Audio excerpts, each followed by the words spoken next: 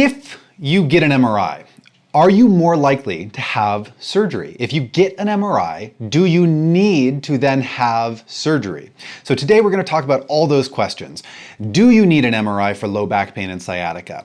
If you get an MRI, does that make it more likely that you'll actually have surgery, right? If you're trying to figure out a non-surgical, non-drug route to fix your low back pain and sciatica, then maybe getting an MRI is actually going to make things worse.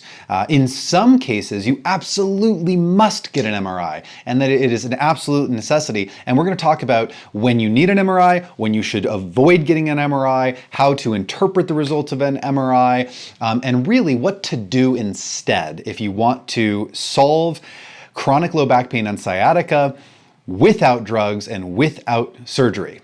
So, today, we'll talk about a few things. So MRI for low back pain. Do you need an MRI for low back pain? All right, the overview today, we're going to talk about when should you get an MRI? When is it necessary? We'll talk about can you rely on MRI? Meaning, when you do get an MRI, can you actually trust the findings on the MRI? Okay, you got an MRI and the MRI says that you have a disc herniation. Well, can you trust that your experience of pain is actually because of that disc herniation?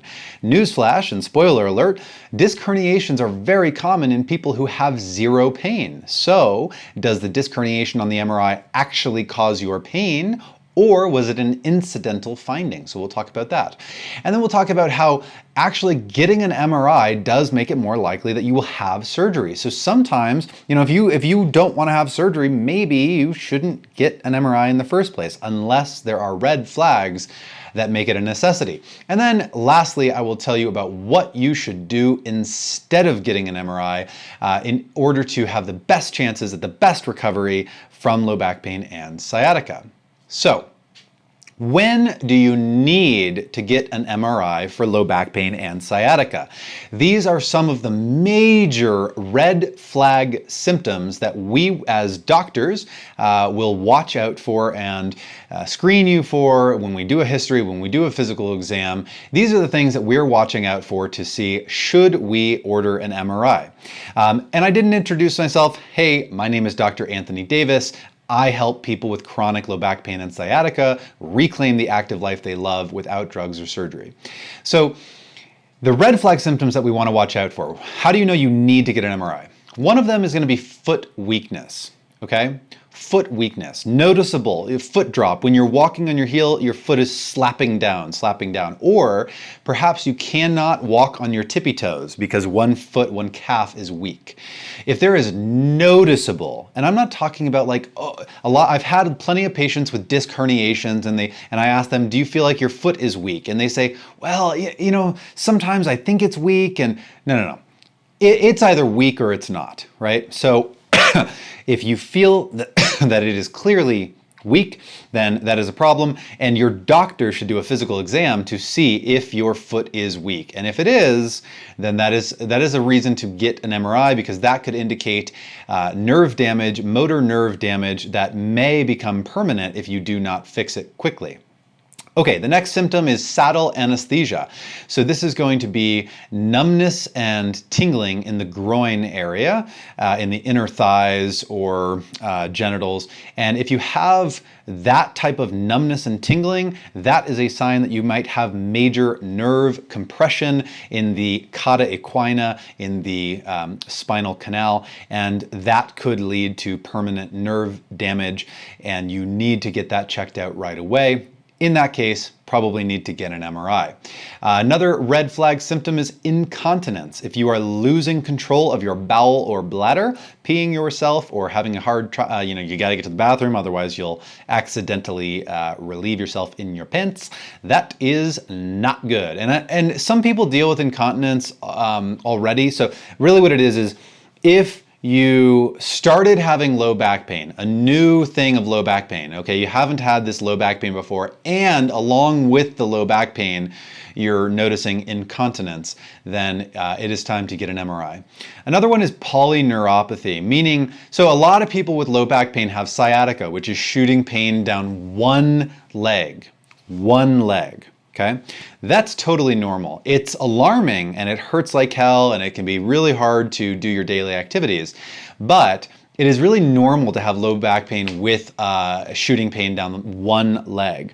If you have shooting pain down both legs, and I'm not talking about just a little bit of pain into the hips and glutes, you know, that's normal too. But if you have shooting pain or numbness and tingling down both legs or into both feet, and especially if you have it into both feet and your hands and both arms, that is a major red flag. You need to go to your doctor and get imaging and figure out why are you having this pain down multiple legs and arms. That is not normal. Shooting pain down one leg, very normal. Shooting pain down two legs or your arms and your legs, not normal. And then lastly is the symptoms that you're going to watch out for are you get low back pain, but you're also having a fever, sweats, chills, sudden unexplained changes in appetite. So you're really hungry or not hungry at all, or really thirsty or not thirsty at all. Or maybe hair issues. Hair would be your hair is falling out, you've got hair loss, or you're having unexplained hair density changes, right? Your hair is becoming extremely dense, a lot of hair growth suddenly. So and those are a major issue because sometimes in very rare cases, low back pain and sciatica is caused by cancer or a tumor in the spine. I can get into that in another episode, but the point is that those things need to be taken care of immediately, and you need to see what you're dealing with. Okay, so that's when you need to get an MRI. However, here's the deal.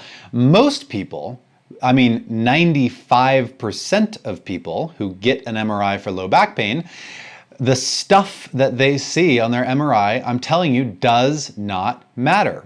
Okay, so the stuff on the MRI usually doesn't matter. All right, so here's a couple of different studies showing that the stuff on your MRI is very common in people with no pain. So what these studies looked at was they basically took MRIs of people who had zero low back pain.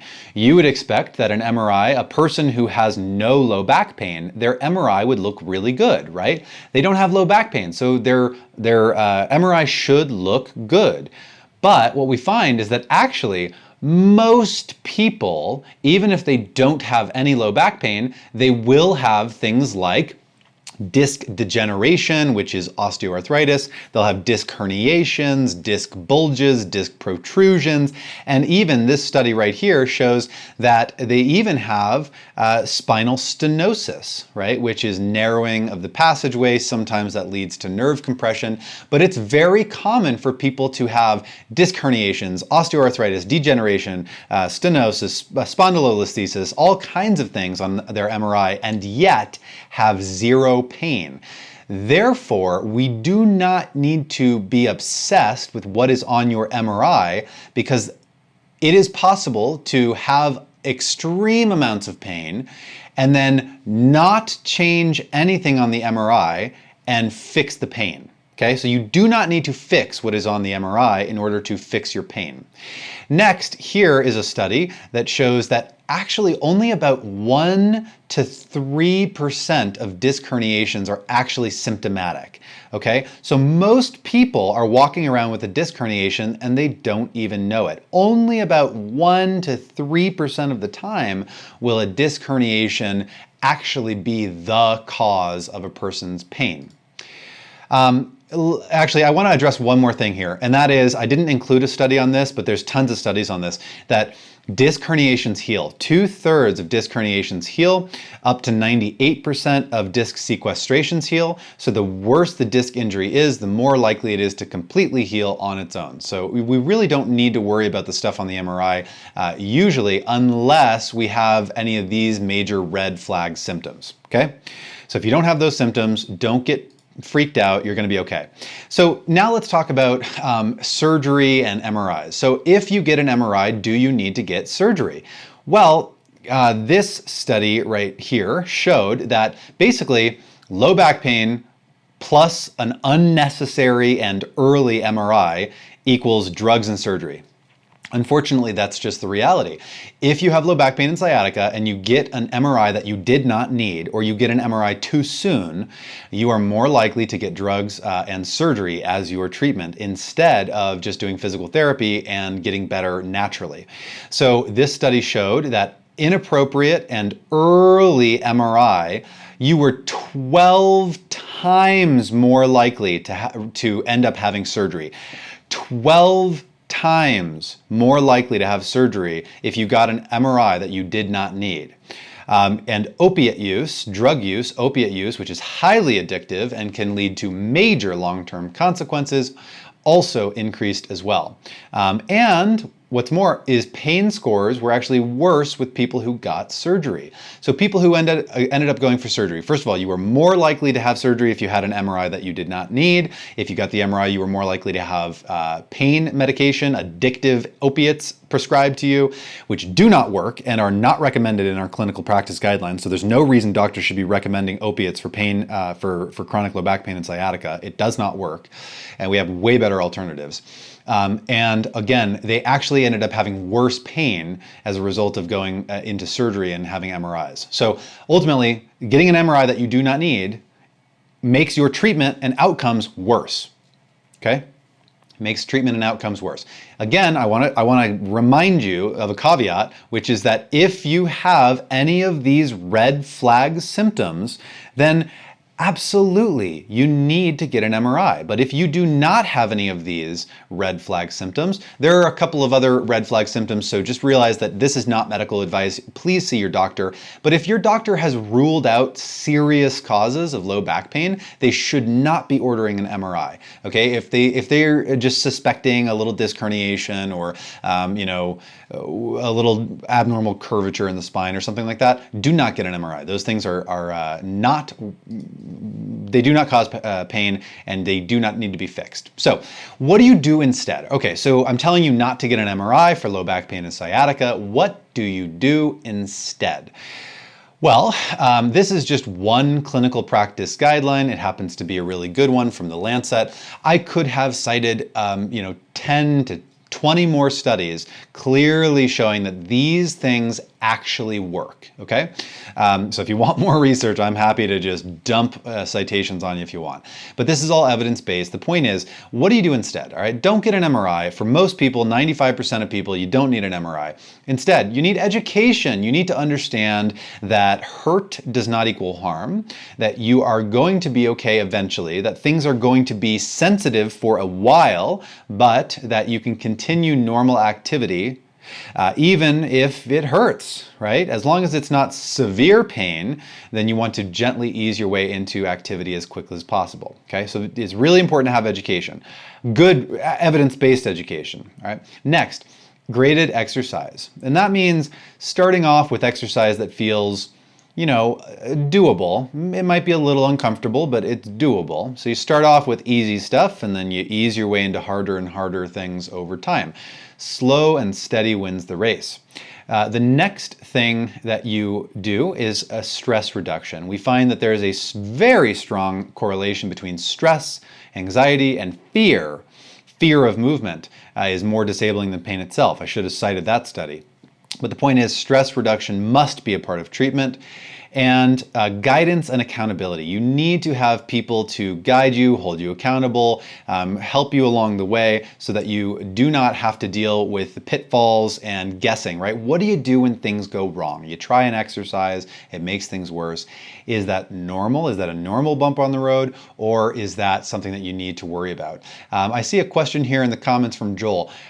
Should you get an MRI to rule out anything serious? So it looks like Joel joined us late, so I'm just going to rewind here real quick and remind everybody, sometimes you absolutely need to get an MRI, and that is in these cases. If you have these red flag symptoms, foot weakness, numbness and tingling in the groin, loss of control of your bowel and bladder, numbness and tingling down multiple limbs, 2 legs, a leg and an arm, all 4 limbs, or if you have fever, sweats, chills, changes in appetite, changes in hair loss or hair gain, any of those things, red flag symptoms, you must get an MRI if you have those things. Otherwise, skip the MRI because it makes you 12 times more likely to have surgery and get drugs and have worse pain overall long term. So instead, education that you're going to be okay eventually, graded exercise, stress reduction, guidance and accountability so that you actually have a long-term solution and you don't get lost along the way.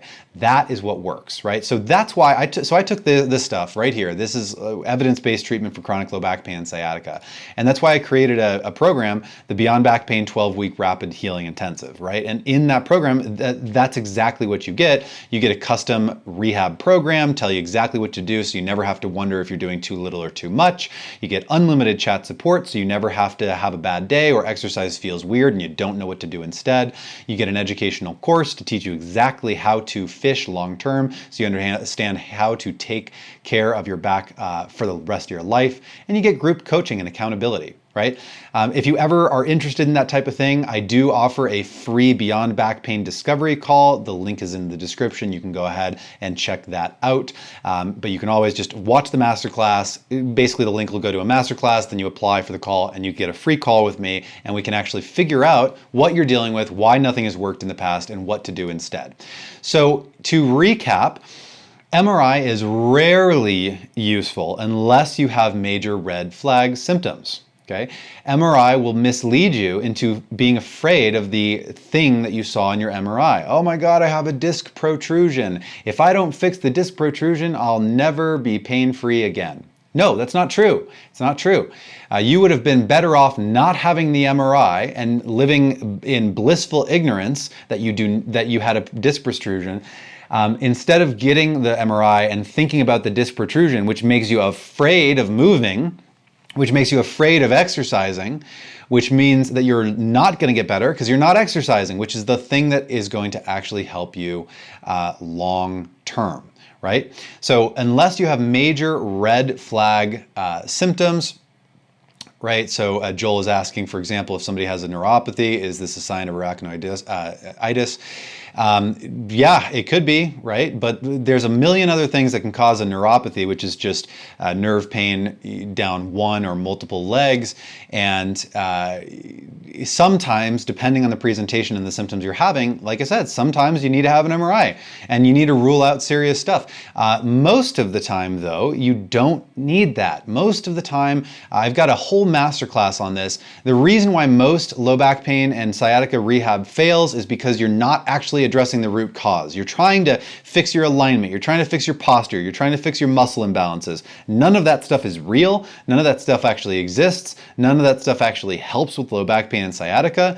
What you actually need to fix low back pain and sciatica, and what usually people have not actually done, is proper evidence-based education, graded exercise, and people try to wing it on their own and they do too little or too much. If you do too little, you don't get better because you don't get stronger. If you do too much, then you get hurt again and then you get discouraged and you feel like nothing works. You must address it holistically. You must address sleep, nutrition, and stress, and you must have accountability and guidance, right? Again, that's why I created the program that I did. If you want a free discovery call, I offer that. But yes, sometimes you need an MRI. So early MRI leads to drugs and surgery. This is why most of the time you do not need to get an MRI, and you shouldn't get an MRI because it leads to drugs and surgery instead of natural healing. And then lastly is that if you actually want a solution, what you need is exercise, you need education, you need a holistic approach that accounts for the biopsychosocial nature, the multifactorial nature of low back pain, and you must have accountability because most people are really bad at staying on their habits, at doing the right thing in the right order. So having guidance and accountability is key.